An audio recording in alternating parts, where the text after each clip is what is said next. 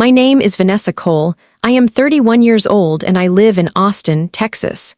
What I'm about to tell you still doesn't feel real, because the night I almost died wasn't just bad luck, it was planned. And the scariest part, the person behind it, was someone I never thought I'd have to fear. Have you ever felt like something terrible that happened to you wasn't actually an accident? What if the moment that nearly killed you was carefully planned, timed, and executed by someone who knew your every move? And what if, after surviving, the people around you didn't act relieved, but nervous, watching you, questioning what you remember, hoping you missed something?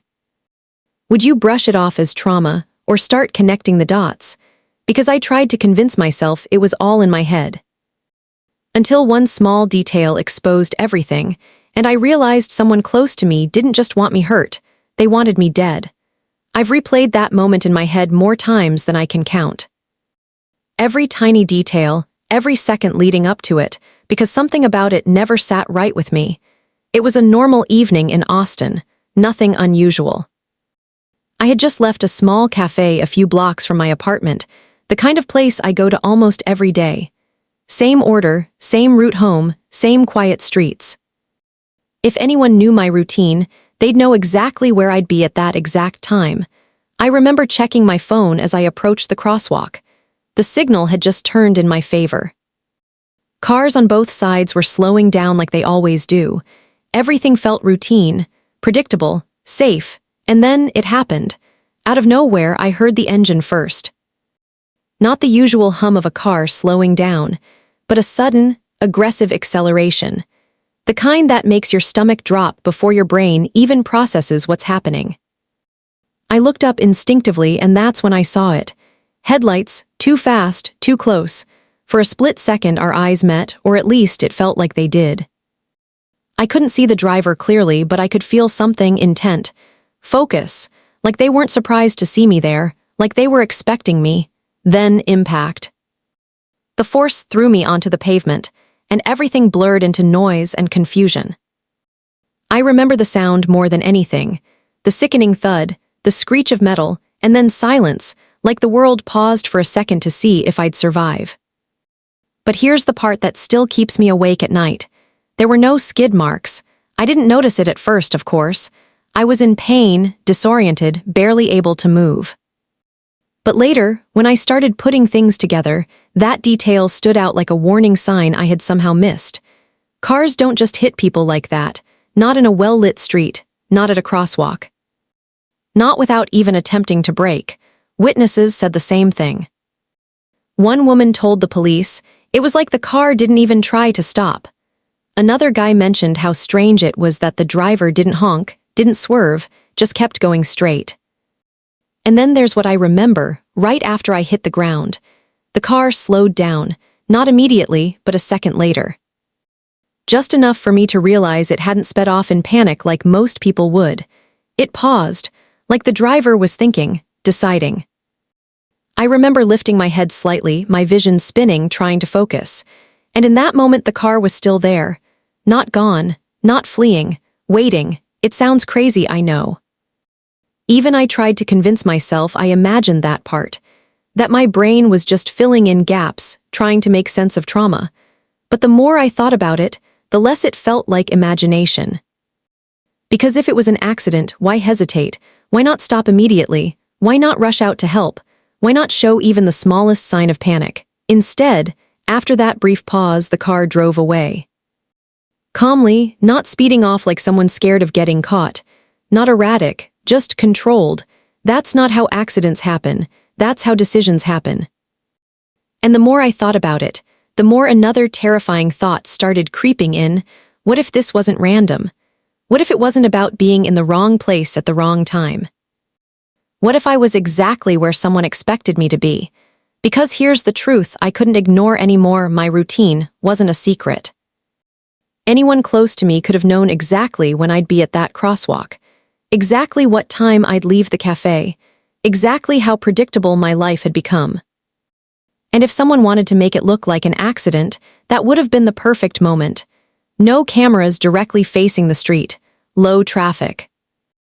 Just enough witnesses to make it believable, but not enough to question it deeply. At first, I tried to shake it off, told myself I was overthinking. That trauma was messing with my head.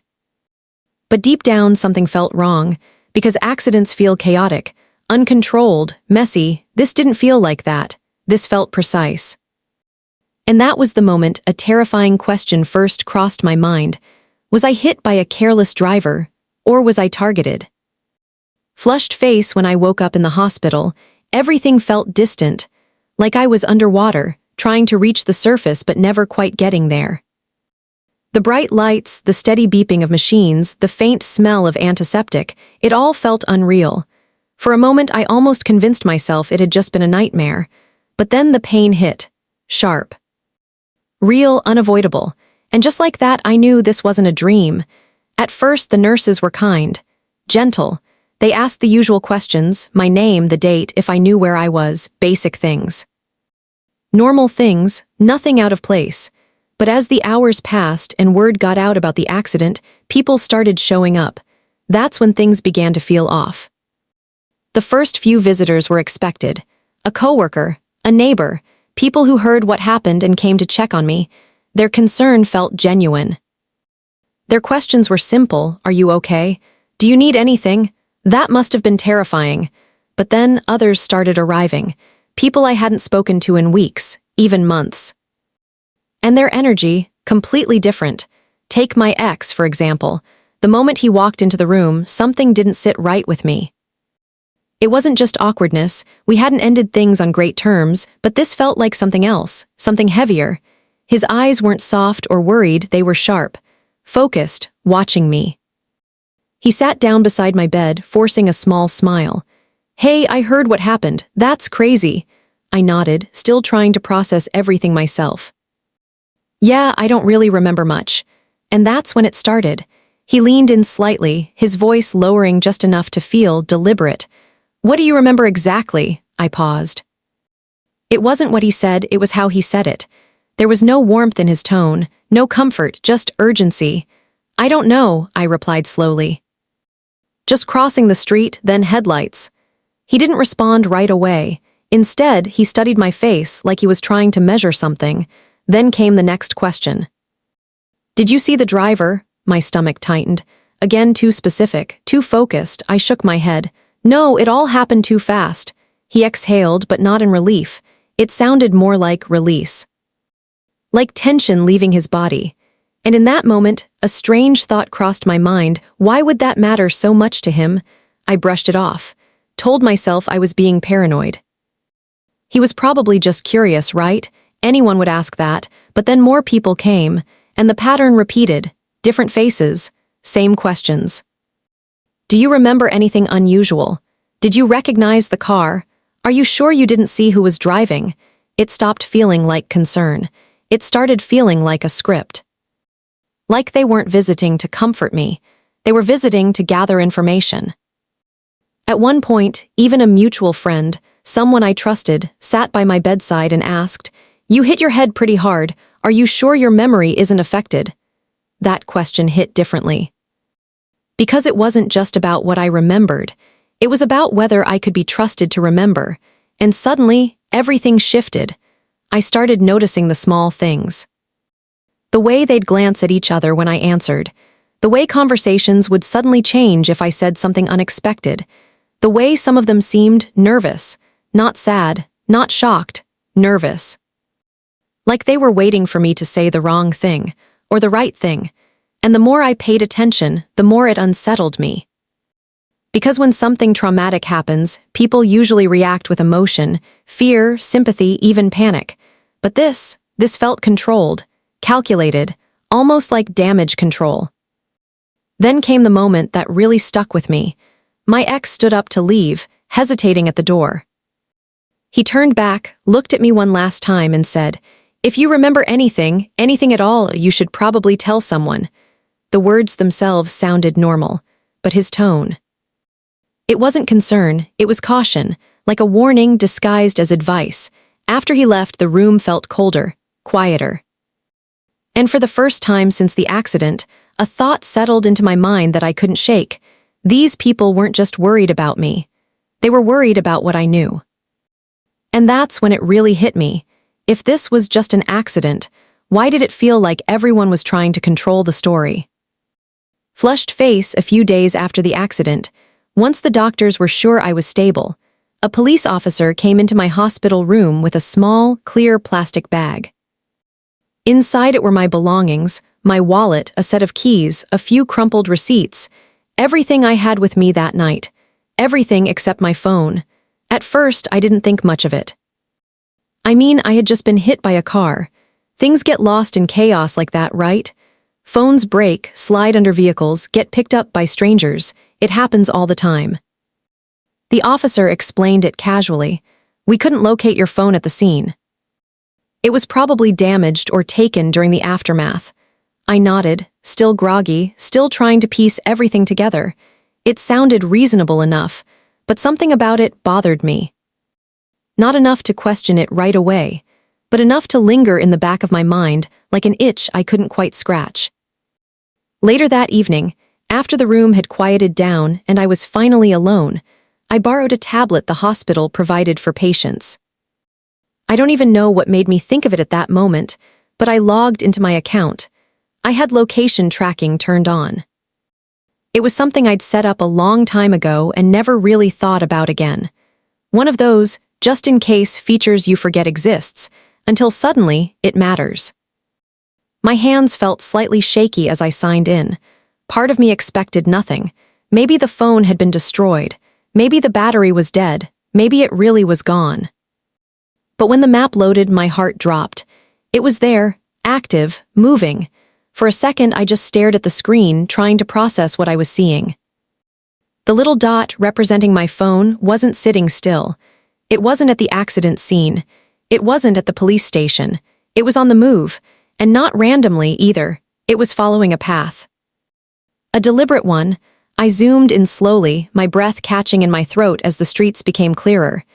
Each turn, each block, it all started to look familiar. Too familiar. No, I whispered under my breath, because I recognized that area. I knew exactly where that phone was going, and it didn't make any sense, unless this wasn't random. I refreshed the map again, hoping maybe it was a glitch. Maybe the system was lagging, showing old data or some kind of error.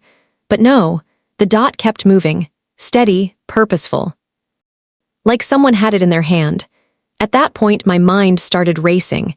If my phone wasn't destroyed, then someone had picked it up. But who? A stranger? Maybe. But then why wasn't it turned off? Why wasn't it wiped or dumped somewhere? Why keep it on? Why carry it with you? Unless they didn't care if it was being tracked, or they didn't realize it could be. That thought sent a chill down my spine, because if someone took my phone accidentally, they would have noticed by now. They would have powered it off, tried to unlock it, or at least stopped moving around with it. But this felt different. This felt intentional. I kept watching the screen, unable to look away. Every second felt heavier than the last, and then the dot stopped, right on a specific location, a place I knew, a place I had been before, a place connected to someone in my life.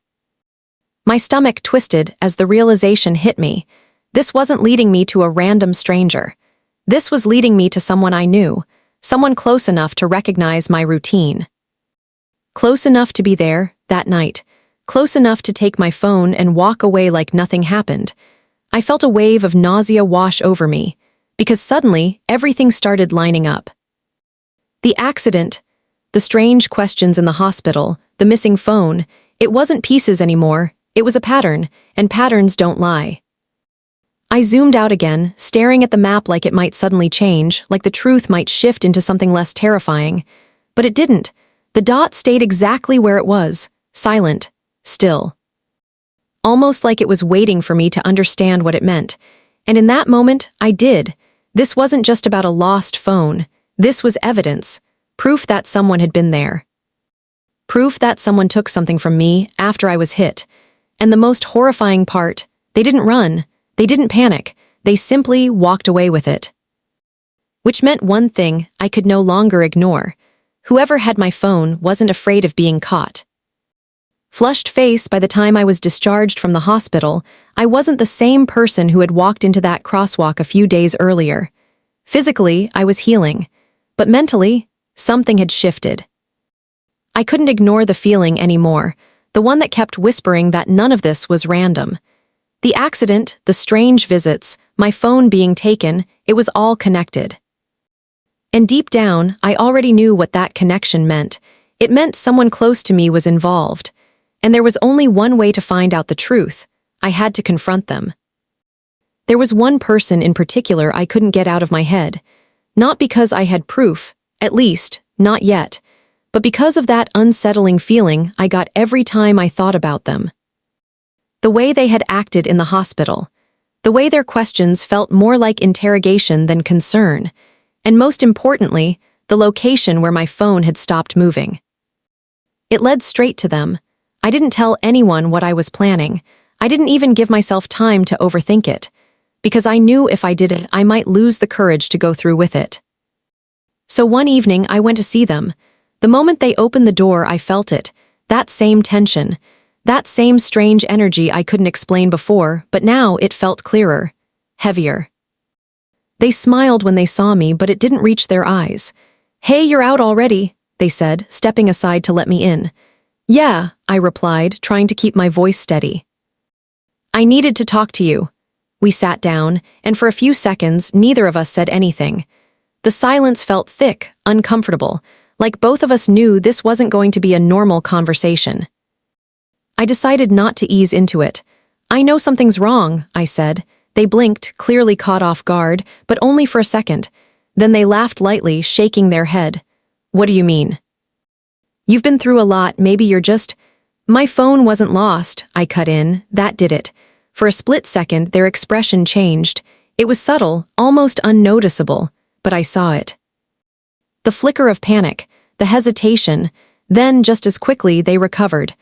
"I don't know anything about your phone," they said, a little too quickly. "Why would I?" I leaned forward slightly, my heart pounding in my chest. "Because I tracked it," I said quietly. Silence. This time it lasted longer. Their face didn't change much, but their body did. Their posture stiffened. Their hands, which had been resting casually before, now felt tense. "You tracked it," they repeated. "Yeah," I said. "And it led me here." The room went completely still. For a moment, it felt like time had frozen, like everything was hanging on what would happen next. They opened their mouth to respond, but nothing came out right away. And then they said it, the one thing they should never have said. "Well, maybe someone dropped it near here after the accident." "I mean, the car hit you pretty hard. Things could have flown anywhere." I didn't respond. I just stared at them, because in that moment everything clicked. They weren't there that night. At least that's what they had told me. They weren't at the scene. They didn't witness anything. So how did they know how hard the car hit me? That detail had never been made public. I hadn't told anyone. The police hadn't shared specifics. And yet, they said it so casually, like they already knew. The silence between us grew heavier. And I could see it now, the realization slowly creeping into their expression. They knew they had messed up, badly. "You weren't there," I said softly, my voice almost shaking. "So how do you know that?" They didn't answer, didn't even try to, because there was nothing left to say. That's the thing about the truth, it doesn't always need a confession. Sometimes it reveals itself in the smallest mistakes, the smallest slips. And in that moment, standing there, looking at someone I had trusted so completely, I felt it. That crushing weight of realization. This wasn't paranoia. This wasn't overthinking. This was real. And the person sitting across from me, they weren't just hiding something, they were part of it. A cold chill ran down my spine as one final thought settled in. If they knew that much, how much deeper did this really go? Flushed face after that conversation, I didn't confront them any further. I couldn't, not because I didn't want answers, but because I had just gotten the only answer that really mattered. They knew, and more importantly, they slipped.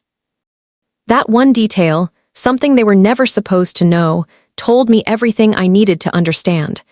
I didn't need a confession. I didn't need them to admit it out loud. Because sometimes, the truth doesn't come in words. It comes in silence, in the way someone avoids your eyes, in the way their voice changes when they realize they've said too much. And as I walked out of their place that night, one thing became painfully clear. I was never supposed to figure this out. That realization hit harder than the accident itself. Because up until that moment, there was still a part of me holding on to denial, hoping desperately that maybe this was all just a misunderstanding, a coincidence, something explainable. But now, there was no going back. The pieces all fit together too perfectly. My routine predictable, easy to follow. The timing too precise to be random. The car, no hesitation, no attempt to stop. My phone taken, not lost. And the people around me watching, questioning, controlling the narrative. It wasn't chaos, it was coordination. And that's when the most terrifying thought of all settled in. This wasn't just one person. Because no matter how I looked at it, one thing didn't make sense. The driver. The person behind the wheel that night, they didn't panic. They didn't act like someone who made a mistake. They acted like someone who had a role to play, which meant they weren't alone. I went home that night, but it didn't feel like home anymore. Every shadow felt heavier. Every sound made me jump. I kept replaying everything in my mind, over and over again, trying to figure out how deep this really went. Who knew? Who was involved? And worst of all, why? That question haunted me the most. Because this wasn't random violence. This was personal, planned, intentional. Someone had looked at my life, my routine, my habits, my existence, and decided it needed to end. And they had almost succeeded. I stopped trusting people after that, not all at once, but slowly, carefully. Every conversation started to feel like a test. Every glance felt like it meant something more. I started noticing things I would have ignored before, the way certain people avoided the topic, the way others over-explained things no one asked about. It felt like I was living inside a lie, one I had been part of without even realizing it. But the hardest part, it wasn't the fear, it was the betrayal. Because the person behind this wasn't a stranger. It wasn't some random attacker or a faceless threat in the dark. It was someone who had been part of my life, someone who knew me. Someone who smiled at me, talked to me, sat across from me like everything was normal, while secretly planning the moment that could have killed me. And even now, I still ask myself the same question. What if I hadn't survived? Would anyone have questioned it? Or would it have just been another tragic accident that people talked about for a few days before moving on? That thought stays with me. Because the truth didn't bring closure. It didn't bring peace. It only brought more questions and a reality I can never unsee. I survived something I wasn't supposed to survive. And the person responsible, they're still out there, living their life, smiling like nothing ever happened, which means one thing I can't ignore: this story isn't over. Because if someone once decided I shouldn't exist, what's stopping them from trying again? Flushed face, if this story gave you chills, imagine living it. Flushed face, have you ever experienced something that didn't feel like an accident? Something that just didn't add up no matter how much you tried to ignore it? Backhand index pointing down, drop your thoughts in the comments. I read every single one. Do you think this was one person or something bigger? And if you want more real, jaw-dropping stories like this, stories that expose hidden truths, betrayals, and secrets people wish stayed buried, backhand index pointing right, make sure to like this video, backhand index pointing right, subscribe to the channel, backhand index pointing right, and turn on notifications bell so you never miss what's coming next, because trust me, the next story might be even more disturbing.